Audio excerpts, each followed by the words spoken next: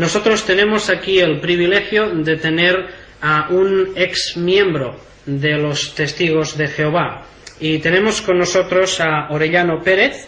Él es originario de Ciudad Real, si no me equivoco. Orellano, como testigo de Jehová, tiene un largo currículum.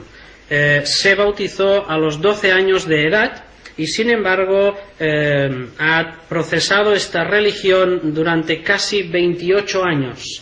Orellano, yo me pregunto, y quizás así debemos de empezar, como testigo de Jehová, ¿por qué decidiste salirte? ¿Cuál es tu experiencia? ¿Qué es lo que te motivó a dejar a los Testigos de Jehová después de toda una vida dentro de la religión?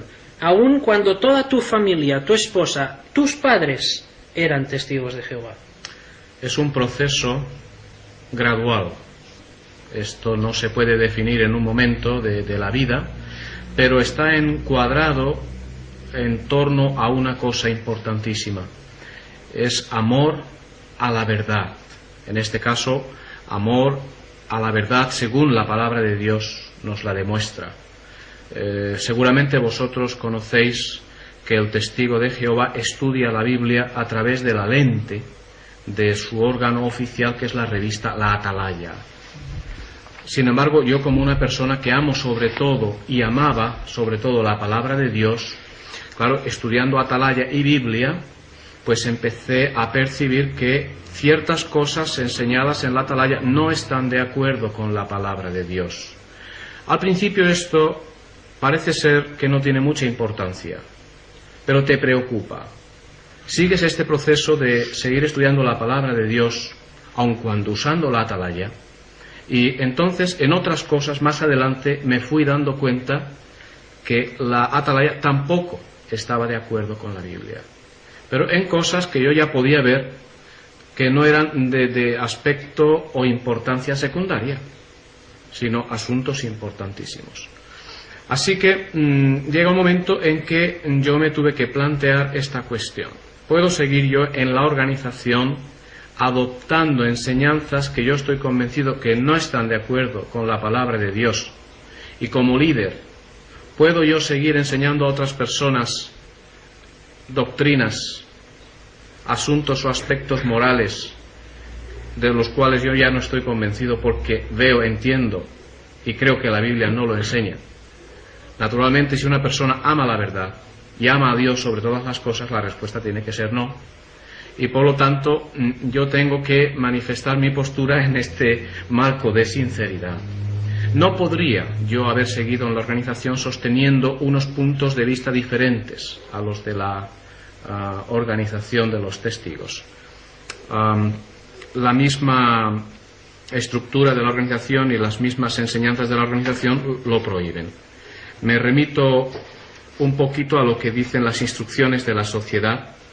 Menciono unos detalles de una carta circular que recibimos los superintendentes de circuito o superintendentes viajantes, donde se decía, en parte, tened presente que para ser expulsado un apóstata, que es alguien que ya no está de acuerdo con todo lo que enseña la sociedad Watchtower, un apóstata no tiene que ser necesariamente un promotor de puntos de vista apóstatas, como se menciona en el párrafo tal cual de la Atalaya. Entonces deben hacerse esfuerzos bondadosos y continuados para reajustar la forma de pensar de esa persona. Si no cambia, entonces es considerado apóstata y debe tomarse la acción judicial apropiada, que es la expulsión de la congregación. Por mi sinceridad y amor a la verdad no pude entonces seguir adelante en la organización. O sea que llegó un momento en el que tú tenías que elegir entre dos supuestas verdades: la Biblia y lo que la sociedad o la organización decía. Sí. ¿Y por qué criterio elegiste la Biblia? Exactamente, la conciencia entra mucho en juego. El amor a Dios debe ser sobre todas las cosas. Uno lo asimila, lo siente así. Yo lo asimilé, lo sentí de esta manera. Entonces yo oraba a Dios en este sentido, porque llegué a una gran confusión. Sácame de esta gran confusión. Por lo tanto, llego a la determinación de poner la palabra de Dios por encima, no solo de la Atalaya, sino por encima de cualquier otra publicación escrita por los hombres, sean quienes sean estos hombres o estos señores. Pero como yo estaba enmarcado en esa organización, aprendo a poner la Biblia encima de la atalaya y a quedarme siempre en conciencia con lo que dice la palabra de Dios. ¿Y nunca tuviste temor de equivocarte? Porque si uno lleva 28 años dentro de la organización, evidentemente en la organización habrá líderes a los que tú supongo que respetarías muchísimo, a los que considerarías hombres de Dios, hombres con una gran valía, con una gran reputación. ¿Nunca tuviste miedo de ser tú el que se equivocara? Supongo que yo pensaría, bueno, si estos hombres tan sabios dicen esto, quizás el que está en un error soy yo. Sí. Había algunas cosas que caían en esta situación que tú mencionas. Es decir, si yo no tenía cierta seguridad sobre algo, pues entonces tal vez pensaba que mejor era dejarlo ahí y dejar que el tiempo y mayor estudio de la palabra de Dios con oración me esclareciera el asunto. Yo obro en consecuencia con cosas en las cuales yo no tenía duda alguna, cosas a las que yo había llegado a estar plenamente convencido después de años de estudio profundo de la Escritura y oración. Tengo en cuenta lo que dice el apóstol Pablo cuando escribe a los Romanos en el capítulo 14, lo que no es por fe es pecado. Por lo tanto, yo actúo en las cosas en que estoy plenamente convencido, que no es emoción, porque no es una cosa del momento, sino es el fruto, el producto de mucho tiempo, estudio y oración sincera a Dios. Como menciona Santiago, si alguno tiene deficiencia o falta de sabiduría, pídala a Dios. Eso es lo que yo hice porque tuve la necesidad de hacerlo, ¿no? Orellano, antes Pedro nos ha dicho que habías sido excomulgado de los testigos de Jehová. ¿Nos puedes contar qué es eso de ser excomulgado? Yo creo que hay una palabra que ellos usan, no sé si es cierta, pero ellos creo que te dicen anatema. ¿Puedes contarnos qué es eso y por qué han tomado esa decisión? La expresión anatema, básicamente el testigo la usa con otra palabra. Más bien usa el término apóstata. Apóstata. Claro, apostatar significa abandonar, dejar, salirse de. La cuestión es de qué. Porque yo puedo estar de acuerdo en que soy apóstata de algo. Si yo soy apóstata de una organización que, bajo mi juicio y convicción, no está de acuerdo con la Biblia. Pero lo que no puedo aceptar es que yo sea apóstata de la palabra de Dios o apóstata del Señor Jesucristo, que es el camino y la verdad y la vida. Tú mencionabas antes el término excomunión. Bien, el testigo usa más bien la expresión expulsar. Es muy razonable esto, porque de los 3 millones de testigos que hay alrededor del mundo aproximadamente, solo unos 8.000 miembros de entre ellos dicen pretender ser de la Iglesia de Cristo y por lo tanto toman de los símbolos una vez al año en la primavera en el memorial de la muerte del Señor. Excomulgar a una persona significa quitarle la participación de esos símbolos, ¿verdad? Y por lo tanto esto no tendría en la mayoría de los casos aplicación en el caso de un testigo, porque es considerado de la gran muchedumbre, no tiene esperanza celestial, sino esa persona, aunque cristiana verdadera y con fe en Cristo, según se supone, no obstante es una persona con esperanza terrenal y no participa de esos símbolos. Por lo tanto se la expulsa de la organización, porque ¿qué otra cosa se podría hacer? Y para que esto tenga sentido, porque tampoco se puede obligar a nadie a no ir al Salón del Reino, que al final de cuentas es un lugar público, pues entonces se tiene que mencionar que a esa persona no se le dirija la palabra en ningún sentido. ¿Para qué? Pues para que el término expulsar, ya que no puede ser excomulgar, tenga sentido. Espero que hayáis entendido bien lo que yo he querido decir con eso. Pues. Una cosa, yo sé un poco, bastante creo, de tu experiencia y de lo que tú y tu esposa y tu familia habéis pasado en estos 2, 3, 4 últimos años. Incluso yo sé que tienes un hijo que se ha casado y se te prohibió asistir a la boda. Es más, yo sé que estuviste en el juzgado y algunos de los testigos de Jehová te rodearon para que no te acercaras a tu propio hijo. Así que todo esto me hace pensar que habréis sufrido muchísimo. Y yo no pretendo ahora que nos expliques aquí qué es lo que te han hecho ni lo que te han dejado de hacer, porque no ese es el propósito, pero sí que me gustaría saber qué es, y por favor te pido que lo digas con toda sinceridad, qué es lo que hay en tu corazón hacia los testigos. Con toda sinceridad y honestidad siento compasión. Otro término que tal vez podría usar es lástima. Y un fuerte deseo, sobre todo un fuerte deseo basado en amor, en el amor ágape de que habla la Biblia, agape, de que estas personas encuentren el camino, encuentren al Señor. Así mi corazón está lleno de compasión para estas personas. Puedo decir con toda seguridad que a pesar de todo lo que hemos sufrido mi esposa y yo, y estamos todavía sufriendo porque ninguno de los testigos nos dirige la palabra, la mayoría de mi familia, mis familiares, no nos dirige tampoco la palabra, aun siendo hermanos carnales. Pero puedo decir con toda contundencia, no guardo ni pizca de rencor. Creo que esto es una obra del Espíritu Santo, cuando una persona ha nacido de nuevo a la familia de Dios por la fe, y entonces esto es obra del Espíritu de Dios. No ha lugar al rencor ni al odio.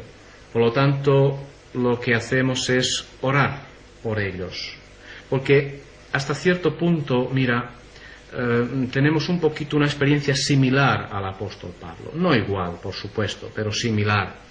Y esta situación me recuerda mucho las palabras del mismo apóstol, que me gustaría leerlas porque creo que vienen al caso.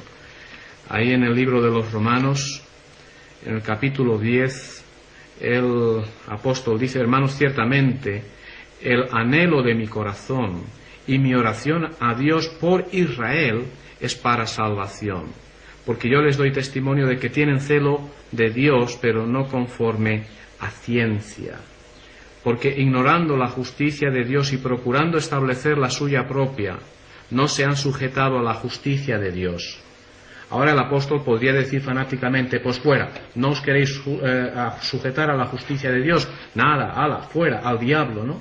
Pero él, sin embargo, manifiesta compasión aquí, manifiesta amor. Su oración era por aquellos correligionarios suyos anteriormente. Y creo que nuestra situación, de mi esposa y mía, está también un poquito pintada aquí. Oye, pero todo esto está muy bien. Y la experiencia del apóstol Pablo, yo lo entiendo. Además, siempre he sentido un profundo respeto por los testigos de Jehová, y especialmente esto que has leído del celo, es algo que admiro profundamente en ellos, porque realmente son gente comprometida con lo que creen y con lo que hacen y viven, y tienen un estilo de vida respetable y honorable. Pero yo no sé qué piensas tú, Jaime, pero después de todo lo que te han hecho, y nosotros sabemos muchas de las historias, has perdido tu trabajo, te has quedado sin nada, has tenido problemas con la familia. Después de todo esto, ¿qué es lo que puede una persona normal y natural sentir? Yo no sé, pero me parece que lo lógico sería que tuvieras ganas de cogerles a todos por el cuello, digámoslo así entre comillas, pero ¿por qué sientes amor por ellos? Tú siempre dices que quieres ayudarles, que les amas, que te gustaría tener comunión con ellos. ¿Cómo explicas esto? Sí, en primer lugar, tú matizabas algo interesante. Cuando una persona ha nacido de nuevo a la familia de Dios, ya no actúa como hombre carnal. Esa persona es guiada por el Espíritu de Dios. Los frutos del Espíritu son amor, gozo, paz, paciencia, y ahí seguimos una larga trayectoria de frutos hermosos, preciosos. El hombre natural, el hombre carnal, no tiene la capacidad para manifestar estos frutos, pero gloria al Señor, porque el hecho de que en mi caso particular y el de mi esposa podamos hacerlo, ya no es atribuible a nosotros mismos ni a nuestra capacidad, es que hay una fuerza operando en uno que acredita precisamente ese nuevo nacimiento a la familia de Dios. Y entonces no hay que hacer ni siquiera esfuerzo para no odiar a nuestros enemigos, ¿no? Viene de una forma natural y espontánea, no odiarles, orar por ellos y procurar hacer cuanto esté a tu alcance para, si es posible, ayudar a alguno de ellos a venir a Cristo, a venir al camino verdadero de la salvación. Y en esto pensamos nosotros. Tiene que ser hermoso y tiene que ser interesante sentir estos sentimientos hacia las personas que de alguna manera te han hecho tanto daño, ¿verdad? Es interesante y es precioso, y muy particularmente cuando uno anteriormente sí ha odiado a otras personas que no han sido de la organización de uno, y uno ha sentido un fanatismo peculiar hacia esas personas, ¿no? Incluso las ha llegado a insultar.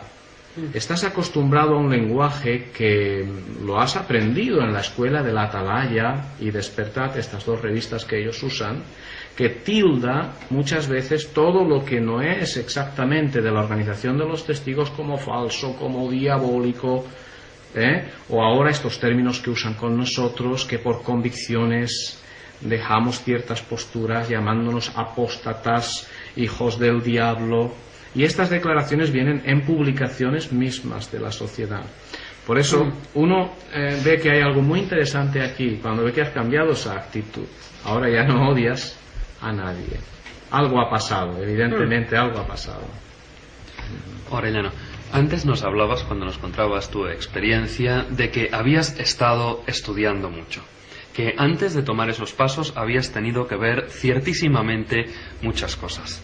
Yo quisiera preguntarte, ¿qué parte de la doctrina cristiana, específicamente alguna parte o de profecía o quizás de doctrina de Cristo o alguna parte que te llamó la atención para hacer ese choque, para hacerte darte cuenta de que tenías que tomar otro camino en tu vida? Muy bien, me parece muy interesante esta pregunta. También mencioné hace un ratito que ha sido un asunto más bien gradual. Hace, por ejemplo, 20 y tantos años a mí me preocupó mucho el tema sobre la resurrección de los muertos. Y estudiando la palabra de Dios, yo no podía comparar la Atalaya con la Biblia o coordinarlo, porque la Atalaya decía que los muertos serán resucitados generalmente a una segunda oportunidad de salvación. Juan 5, 28, 29, que viene la hora cuando los que están en los sepulcros saldrán, los que hicieron cosas buenas a una resurrección de vida, los que no a una resurrección de juicio. Y claro, esto no está hablando, yo lo veía de esta forma, no estaba hablando de obras que se efectuarían en el futuro. Estaba hablando de obras que se han hecho en la vida de la persona antes de morir. Esto lo relacionaba con el comentario del libro de Hebreos. El hombre muere una vez, después un juicio.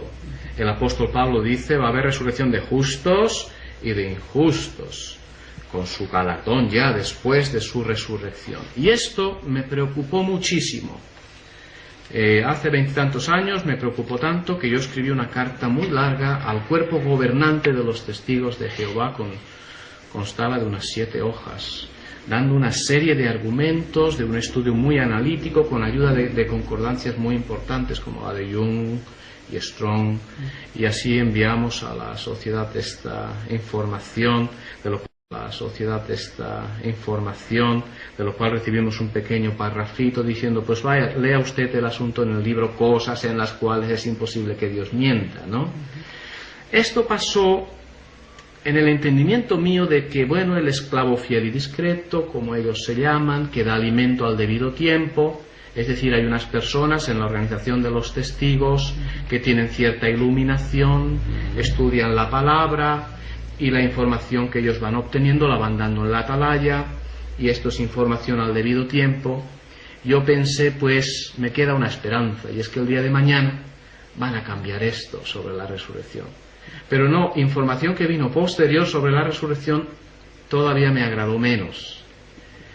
Cuando yo empiezo a estudiar el asunto de la Iglesia del Señor Jesucristo, cuando yo me convenzo de que 144.000, según se menciona en la Biblia en Apocalipsis 7, no es sinónimo de la Iglesia del Señor, que no es posible decir que 144.000, ni uno más ni uno menos, componen la Iglesia del Señor desde que Él la fundara, estableciera, hasta nuestros días, hasta que Él venga.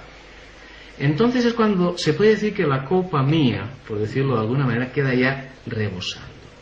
Porque yo llegué al convencimiento de que los hijos de Dios son aquellos que han aceptado a Jesucristo en su vida. No simplemente una mera creencia de Jesucristo como un personaje histórico. Lo han recibido en su vida, lo han aceptado como su Señor. Este es hijo de Dios. Pero yo leía en la Biblia, en Romanos capítulo 8, que si eres hijo, eres heredero y coheredero con Cristo, para reinar juntamente con Él. Y entonces salí de dudas. Seguro, la Iglesia del Señor no son 144.000, son todos los creyentes, desde el Pentecostés diríamos, hasta que el Señor venga. Había esa obligación de tomar de los símbolos recordando la muerte del Señor. Y claro, yo digo, esto no es pues una enseñanza secundaria, no es un aspecto que yo puedo pasar por alto. Si esta es la organización que Dios está usando, es imposible que esta organización divida a los cristianos en dos bandos. No acepte, como dice la palabra del Señor en Efesios 4:4, que hay una sola esperanza, hay una fe, hay un Dios, hay un bautismo y una sola esperanza, sino que dicen, aunque estos y estos tengan fe en Cristo Jesús y lo acepten como su Salvador, sin embargo estos son cristianos A, con esperanza celestial, y los otros, la mayoría, cristianos B, con esperanza terrenal.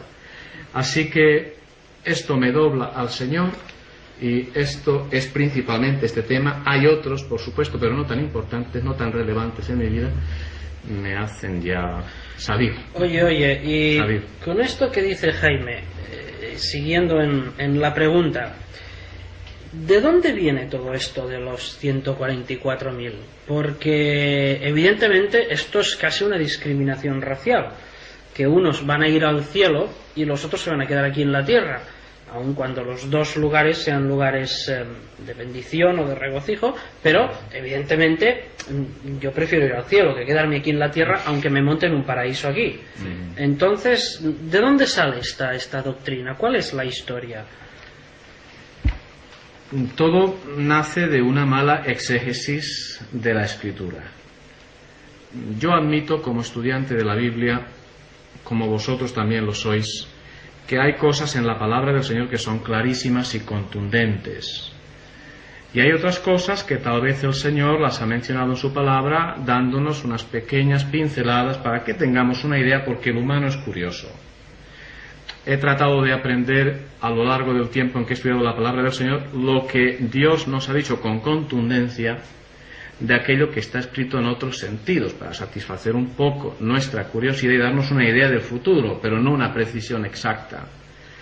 El testigo de Jehová empieza a entender mal lo que dice Apocalipsis 7, y una exégesis fatal, una interpretación fatal de esta lectura es lo que le lleva a decir eso, que la Iglesia del Señor lo forman solo 144.000 miembros, y por lo tanto, cuando los testigos de Jehová, dijéramos allá en el año 1925, llegan a la cantidad de ser 90 y tantos mil testigos, ¿En todo el mundo? Sí, en aquel año en todo el mundo los testigos eran 93.000 más o menos, y esto se está aproximando a la cifra 144.000, que ellos empiezan a entender literal también en aquel tiempo. Pues a esto habría que darle una explicación. Y claro, al principio no se preocupaban mucho de este hecho porque tenían siempre la idea de que el fin estaba ahí a las puertas. Por ejemplo, el señor Rutherford, en su libro Millones que ahora viven, no morirán jamás, dijo que en el año 1925 la Iglesia del Señor, que eran los testigos, poniendo supuestos que había en aquel entonces, se iría al cielo. ¿Cómo lo deduce el señor Rutherford? Pues él dice que en el 1918, por unos cálculos raros, el Señor Jesucristo viene a su templo y empieza la construcción de su templo espiritual. El templo de Salomón tardó 7 años en construirse. Este también, al 1918 le añadimos 7 años, nos lleva al 1925, por esos cálculos, ya digo, raros, porque no pueden emanar de la Escritura. Y entonces se entiende que en el año 1925 ya estaría completa la Iglesia del Señor, ya la Iglesia se va a casa. Pero claro, llega esa fecha, la Iglesia no se va a casa, tienen un número de testigos, todos diciendo que son la Iglesia, todos ungidos. ¿Y cómo saldan ese asunto teológicamente? Pues al ver que el número va creciendo, entonces tienen que mencionar que no, que la Iglesia del Señor son 144.000 literalmente, como dice Apocalipsis 7, y los otros son la gran muchedumbre que menciona el versículo 9. Después de esto miré, y he aquí una gran multitud, la cual nadie podía contar, etc. O sea, que alguno de los líderes se vio en la obligación forzada de inventarse esta nueva tendencia teológica. Sí, digámoslo así. Este era el término que yo tal vez no quería decir abiertamente, pero es exactamente lo que siento, es lo que pienso. Sí. Y entonces los testigos sinceros que conocemos, que son vecinos nuestros, que están hoy en las ciudades de España, ¿ellos no saben esto? Ellos siguen con la creencia de que la Iglesia de Cristo la forman solo 144.000. ¿Por qué lo creen? Pues no lo creen porque su estudio de la palabra de Dios se lo demuestre. Lo creen porque antes que eso han llegado a creer otra cosa. No por convicción, por supuesto, pero más bien credulidad.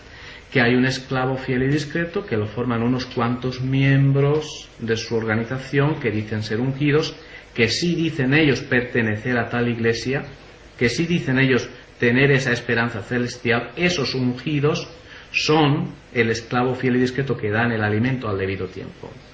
Entonces lo curioso es que la persona que entra dentro de la organización del testigo, lo primero que tiene que hacer es tener fe en que hay ese esclavo fiel y discreto. Una vez creyendo eso, lo otro huelga. Lo otro se lo cree porque el esclavo fiel y discreto se lo dice.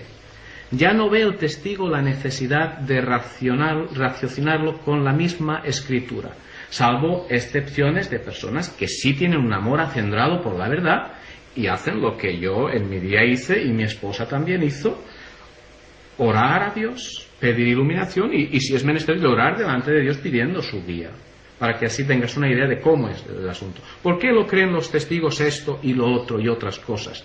Porque primeramente ha cifrado su confianza en unos hombres, en unos líderes, y luego lo que esos señores dicen es más o menos lo que Dios dice. Claro, siguiendo con lo que decía Jaime, entonces yo aquí veo que habéis estado hablando casi de 3 cosas. Por un lado la Biblia, por otro lado estos señores que son el esclavo fiel y sincero, que supuestamente son los líderes, entiendo.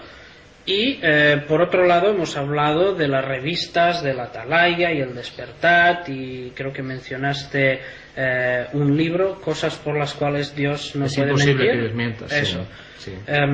Entonces, yo he hablado con testigos de Jehová y siempre afirman que la fuente de autoridad para ellos es única y exclusivamente la Biblia. Pero aquí parece ser que no, que Pero aquí parece ser que no, que hay una serie de señores y publicaciones y etcétera que dicen lo que la Biblia dice, o lo que la Biblia tiene que decir. Entonces, ¿quién es realmente el que tiene autoridad?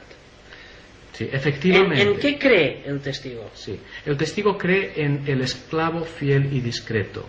El testigo cree primeramente en la atalaya. Se puede hacer muchas veces la experiencia esta, ¿no?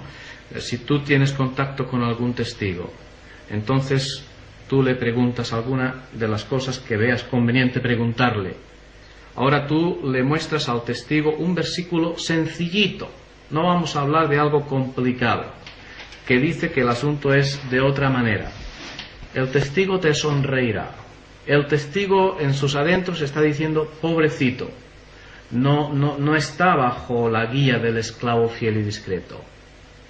El testigo ve la necesidad de ver las cosas por la óptica de esas personas que se proclaman así, principalmente los líderes de la organización que están en Brooklyn, Nueva York, en las oficinas centrales de la sociedad Watchtower, ¿no? Así que eso es ni más ni menos, es ahí donde está el velo, es ahí donde está el problema. El problema está en creer en hombres. La Biblia lo ha condenado siempre, en muchos sitios. El profeta Jeremías, Salmos, otros textos. El apóstol Pablo, sea Dios hallado veraz, aunque todo hombre sea hallado mentiroso. Cuando uno cifra confianza en los hombres, está perdido. Tiene que aprender que la confianza se cifra en Dios. Y que por lo tanto, Dios tiene su palabra. Esa palabra es la Biblia. Ahora, cuando yo digo que, sin embargo, para entender la Biblia necesito la atalaya, estoy añadiendo a la palabra de Dios la palabra del hombre. Cuando alguien nos dice que la palabra de Dios no se puede entender por sí misma, que necesitamos otro libro, cual sea ese libro, no interesa, es entonces cuando viene el problema, la dificultad. Es que básicamente esto es lo que ha hecho la Iglesia Católica a través de centurias. Es más, todos sabemos que en la historia de la Iglesia Católica han pasado siglos y siglos en los que ha sido prohibida la lectura de la Biblia porque se consideraba que cualquier persona no era suficientemente inteligente o suficientemente inspirada o lo que sea para entender la Biblia. Así que siempre había que entender la Biblia bajo el prisma del papado o del Vaticano, del clero, etcétera, etcétera. Y los testigos de Jehová, precisamente una de las cosas que todos sabemos que suelen hacer es criticar ferozmente a la Iglesia Católica y sin embargo parece que están cometiendo el mismo error. Están cometiendo el mismo error pero con más énfasis hoy que la Iglesia Católica. Yo no sé qué piensas tú, pero en mi mente hay una palabra, lavado de cerebro. Casi. Sí. Pero yo no quisiera que cayésemos en una cosa, y creo que lo estamos consiguiendo. Yo creo que no estamos cayendo en la descalificación sistemática. Y para evitar eso, yo quisiera que tú, que les conoces bien, tú que has pasado tantos años con ellos, no conociendo al grupo, no conociendo solo a la organización, sino conociendo a las personas y su forma de vivir, nos dijeses qué crees tú que todos los demás podemos aprender de ellos. Hay cosas que se pueden aprender de los testigos. Por ejemplo, el testigo ha creído una cosa, la cree, aunque esa cosa sea errónea o falsa. Ahora, ¿qué hace el testigo? Comunicarla a otras personas. Podríamos decir que el testigo de Jehová es un sermón andante. Lástima que ese sermón andante no sea sinónimo del Evangelio de nuestro Señor. Ahora, fijaos vosotros si nosotros pudiéramos ser un injerto, muchas veces, del celo del testigo con el Evangelio que llevamos. Sería maravilloso. Porque hay ciudades como por ejemplo Plasencia, en la que yo resido actualmente con 30 y tantos mil habitantes, tiene una congregación de testigos de Jehová con unos 100 miembros, y esta ciudad de Plasencia se está predicando cada 3 o 4 semanas completa casa por casa, por todos los testigos. No hay necesidad, por supuesto, de pisar así un territorio tanto. Pero si nosotros, el pueblo de Dios, tuviéramos más celo por la proclamación del Evangelio, si en este sentido imitásemos un poquito más al testigo, qué estupendo sería, porque Jesús ya dijo que la comisión principal de su iglesia mientras estuviera aquí en la tierra era ser luz era llevar el Evangelio hasta los rincones. Me pregunto yo a veces, ¿tenemos todos los creyentes este celo? Ahí tenemos que aprender del testigo. Hay alguna otra cosita también, es verdad. El testigo estudia la atalaya, estudia la Biblia bajo la óptica de la atalaya. Pero mira, casi toda familia de los testigos tiene cada día un devocional. Hay cada día una porción de lectura de la Biblia, aunque inmediatamente se añade el comentario que la atalaya da a esa porción. Pero podríamos también nosotros, bastantes de nosotros, tener el culto familiar más regularmente, afianzarnos más a la importancia de estudiar y meditar la palabra de Dios diariamente, tener un culto familiar, lectura de la palabra, oración, cantar algún corito si se quiere, pero tener algo en familia que una a la familia. En estas cosas los testigos francamente nos dan ejemplo, aunque yo creo que la tendencia de la Iglesia del Señor es también ir en esa dirección, y ojalá que lo veamos, y ojalá que el mismo testigo de Jehová nos sirva, nos espolee para que vayamos en esa dirección, porque la palabra del Señor dice que en algunas cosas los hijos de las tinieblas son más brillantes, más perspicaces que los hijos de la luz.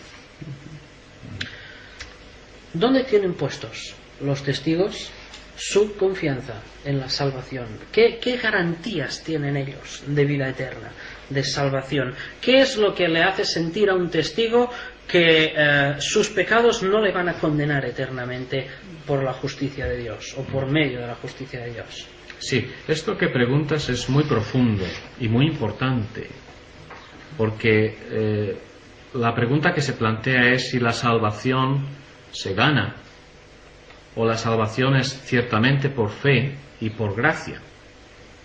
Y bueno, nosotros ahora por el estudio de la palabra de Dios, y yo mismo he llegado a comprender plenamente el hecho de que la salvación no se puede ganar jamás. La salvación es gratuita, la salvación es por gracia, porque todo lo que se vaya fuera de eso es anular el sacrificio de nuestro Señor Jesucristo. Ahora, el testigo en teoría sabe que Cristo vino y dio su vida por nosotros, y lo aprecia en teoría también, pero a la hora de la verdad, si el testigo de Jehová no predica casa por casa, pudiéndolo hacer, si no lo hace de una forma sistemática como la organización le dice, no se salvaría. Si el testigo de Jehová no se ciñe exactamente a la organización de ellos y la respeta como el esclavo fiel y así la considera, no se salvaría. Para ser un poquito más exacto, te voy a leer algo que salió en una publicación de la Sociedad hace tiempo. Bueno, no tanto tiempo, exactamente en el año 1982. Y es una sección de la revista Atalaya, que como he dicho antes, es considerado por los testigos como el órgano oficial, donde el esclavo fiel y discreto se pronuncia, donde dice lo que la Biblia va revelando. El último entendimiento que los testigos tengan sobre las cosas es la revelación de Dios, y eso viene en la Atalaya. Esa Atalaya concretamente dijo esto: es por medio de trabajar así, junto con el pueblo organizado de Jehová, como usted escapará salvo. Aquí este artículo mencionaba la esperanza que tiene el testigo: vivir en un paraíso, unas casas muy bonitas, pequeños chalets o grandes chalets. Pero ahora, ¿usted quiere vivir ahí? Sí. ¿Cómo lo consigue? Por medio de trabajar junto con el pueblo organizado de Jehová. Es así, dijo la Atalaya, y siguen enseñando cómo uno escapará salvo. Qué oportunidad maravillosa de mencionar que la salvación está en Cristo. Yo deseo aclarar que esto no quiere decir que el cristiano verdadero, el nacido de nuevo de verdad, no tenga que hacer nada. Lo que pasa es que antes explicábamos que como esto lo opera el Espíritu de Dios en uno, cuando uno tiene ese arrepentimiento y por la fe se inclina al Señor, entonces es producto del Espíritu Santo lo que hacemos. Por ejemplo, Pedro, yo antes predicaba pensando en salvarme. Yo sigo predicando casa por casa porque soy salvo. porque el Espíritu del Señor me mueve a ello. Luego lo hago de una forma natural y espontánea y por amor a los demás. Pero no cabe en mi mente la idea de que yo debo predicar casa por casa para salvarme, porque entonces yo ganaría la salvación. Y si la gano, ¿para qué murió Cristo por mí?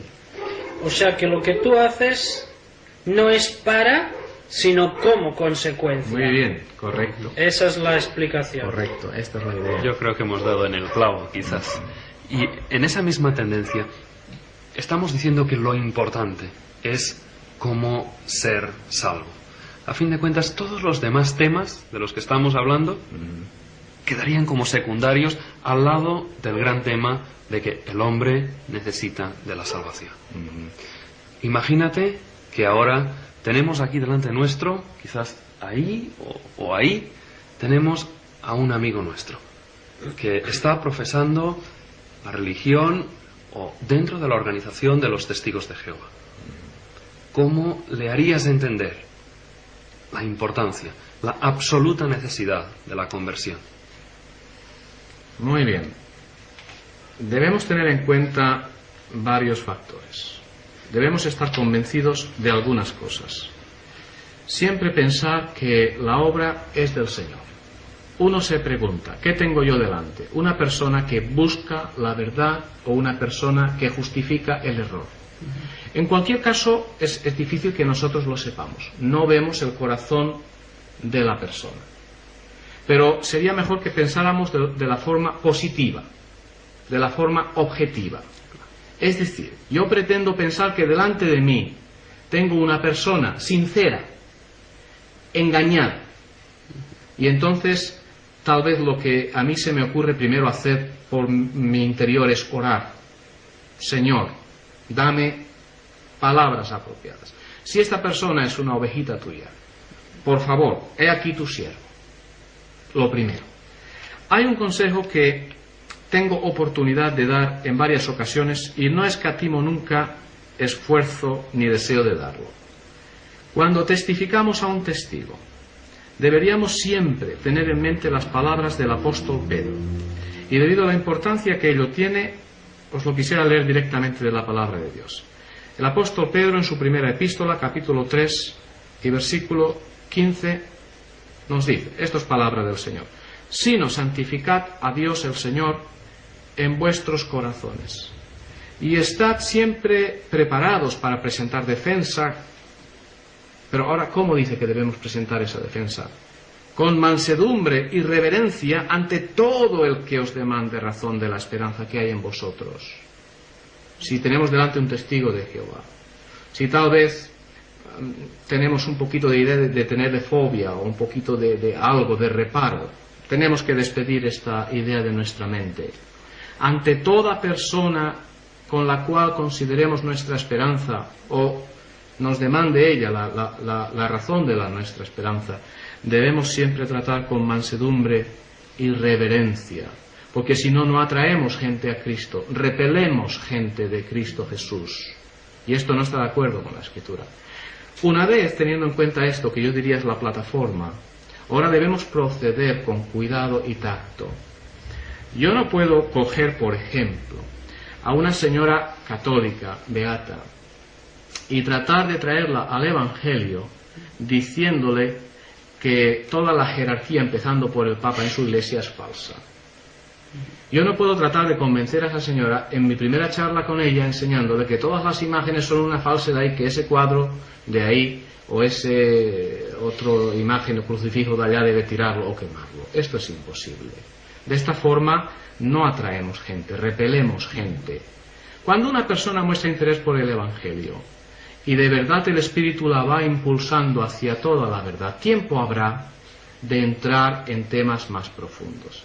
Pero el Señor Jesucristo tenía mucha delicadeza con sus mismos discípulos. Les decía, tengo muchas cosas que deciros, pero vosotros ahora no las podréis soportar, ¿no? Y qué tacto tan maravilloso usaba el Señor, cada cosa en su tiempo. Si yo tengo un testigo delante mío, o llega a mi casa, yo recomendaría que la persona que lo recibe Si se trata especialmente de un cristiano verdadero, debe decirle: me alegra que usted esté hoy en mi puerta, porque yo tenía una pregunta importante que hacerle a usted. Ahora, ¿puede esa persona hacer entrar al testigo a los testigos? No estaría mal, sería excelente si puede hacerlo, si no, con cortesía ahí mismo en la puerta. Mire usted, es que resulta que yo he oído que ustedes no cifran exactamente su fe en Cristo como Salvador.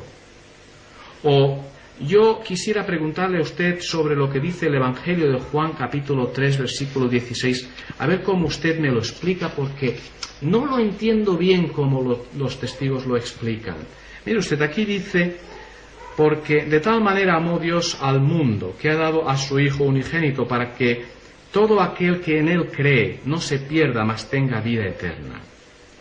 ¿De verdad usted cree en Jesucristo como su Salvador? Y lógico que la respuesta del testigo es sí. Bueno, ahora dígame una cosa, o yo estoy mal informado. ¿Usted de verdad cree que tiene vida eterna? No tenemos vida eterna, contesta el testigo, porque claro, tenemos que seguir haciendo la obra de Dios. Pero ¿me permite leer despacio otra vez el versículo? Esto, con este versículo o con otro similar, nos permite examinar un poquito si lo que tenemos delante es una persona que busca la verdad o no. Si la busca, el Espíritu Santo le guiará con prudencia y tacto. Si hay que despedir la conversación, se despide. Si hay que dejarla para otro día, se deja, que no haya creado ningún antagonismo. Y así se puede proseguir. Tal vez si la persona acepta otra charla, se le podría en el futuro tratar de asuntos que indican que su organización no es tan exactamente ese esclavo fiel y discreto. Hacemos las preguntas con un poco de ingenuidad o demostrando que la tenemos. Yo he oído que han dicho de ciertas fechas, o he leído en un libro que tengo, o en alguna publicación que tengo, para así poco a poco tratar de demostrar que no se puede confiar tanto en hombres, porque mire usted, dijeron que en el año 1874 Cristo vendría, pero resulta que luego pospusieron la fecha para 1914, y entonces resulta que dijeron que en ese año vendría Jesucristo, pero en carne, de verdad, visible, pero como no vino, se dijo que la presencia era invisible. Luego se habló del año 1925, del año 1975. Que los resultados que uno obtiene son negativos porque la persona se cierra y se pone nerviosa. Bueno, nosotros no tenemos necesidad de pelear. El siervo del Señor no tiene necesidad de pelear, sino de ser prudente. Puede ser una indicación de que todavía no ha llegado el tiempo para esa persona. Con cariño, contacto, le ofrecemos un tratado, alguna cosita. Y se despide la conversación cortésmente. Que tiene esa persona interés en la verdad, el Espíritu la guiará. Usted tendrá oportunidad de tener otra charla y de seguir ahondando en la verdad. Siempre, antes de tener estas conversaciones, recomiendo de veras orar al Señor, aunque sea internamente, ¿no? Porque cuando abres la puerta no sabes que tienes un testigo, a lo mejor es el cartero, ¿no? Pero si tienes el testigo, ora para tus adentros. Señor, ilumíname. El Señor Jesús dijo que se nos distinguiría como sus siervos, como sus discípulos, no por tener una serie de textos bíblicos en la cabeza y de tratar de llevar a rajatabla ciertas doctrinas. Dijo, por el amor. Por esto conocerán que sois mis testigos. Y yo lamentablemente tengo que decir que no he tenido una experiencia del todo, como yo hubiera querido, agradable, antaño, del campo evangélico. Confieso que algunos cristianos evangélicos me trataron muy bien, pero también tengo que confesar que algunos me echaron de la puerta con cajas destempladas, como se suele decir, ¿no? Y entonces tengo que decir esto, que se tenga mucho cuidado, porque muchas veces dice más el amor y nuestra conducta que todos los versículos preciosos que podamos tener de la palabra de Dios. Quizás una última pregunta o ruego antes de que terminemos. Hemos estado hablando de muchas cosas y desde luego el tema es interesantísimo para estar aquí unas cuantas horas más. Una de las cosas que hemos estado viendo es todo lo que ha ocurrido en tu propia experiencia, con tu esposa, con tus hijos. Hemos visto también, o nos has explicado, qué es lo que tú sientes hacia los testigos. Y está claro que no les guardas ningún rencor, y es más, nos exhortas a nosotros a que no tengamos ningún tipo de rencor con ellos, ni tampoco ningún tipo de temor. Ahora, yo quisiera que tú te dirigieras ya no a nosotros aconsejándonos, sino al posible testigo de Jehová que algún día, esperemos, llegue a ver este vídeo. ¿Qué le dirías tú a él en relación a todo este tema de las obras, la fe, la autoridad de la Biblia o del esclavo fiel y discreto, o de quien sea? ¿Qué le dirías desde tu corazón, con toda sinceridad, a un testigo de Jehová? Ajá. Si quisiera mostrarle ante todo que la salvación está en Cristo Jesús y no jamás en obras humanas, usaría una gama de textos bíblicos para mencionarle precisamente este asunto. Por ejemplo, yo al testigo le leería estos versículos preciosos de Efesios 2, versículo 8, 9, 10, 8 y 9, porque por gracia sois salvos, por medio de la fe. Y esto no es de vosotros, pues es don de Dios, no por obras, para que nadie se gloríe. Pues trataría de convencerle, lo que a mí respecta, de que es gracia lo que Dios pone delante de la humanidad.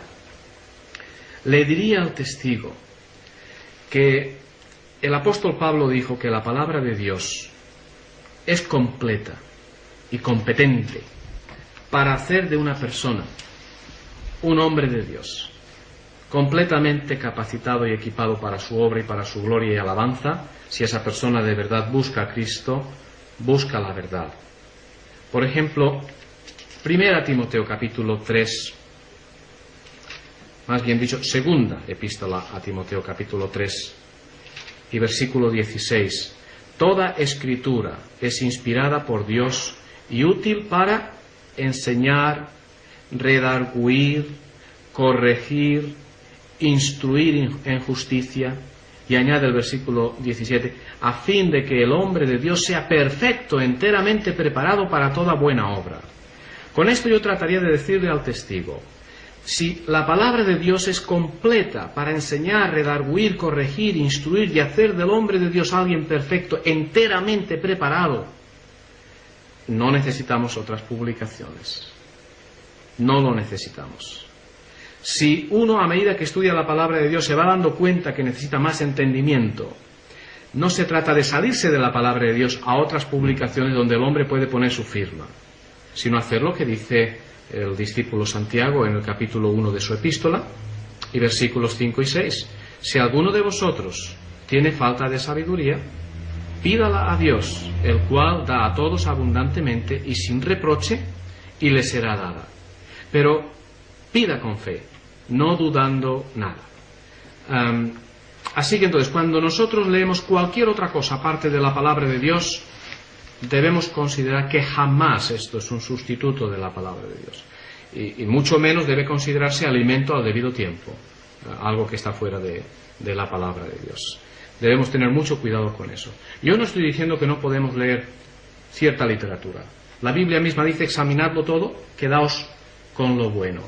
Pero, ¿cómo podemos examinarlo todo? Si yo leo otro libro u otra revista, lo examino con la palabra de Dios. Y esperando que Dios, y seguramente lo va a hacer según su promesa, me va a ayudar y me va a iluminar. Bueno, muy bien. Orellano, Pedro, muchas gracias por vuestra colaboración. Muchas gracias por cada una de las palabras que habéis dicho. También quisiera dar las gracias a cada uno de todos los que nos han estado oyendo. Gracias por el tiempo que nos habéis dedicado. Yo creo que no es un tiempo perdido. Yo creo que cada cosa que podamos hacer que redunde en mejor conocimiento de la palabra de Dios. Es bueno para nosotros. Si cada uno de vosotros os motiváis y buscáis sinceramente la palabra de Dios,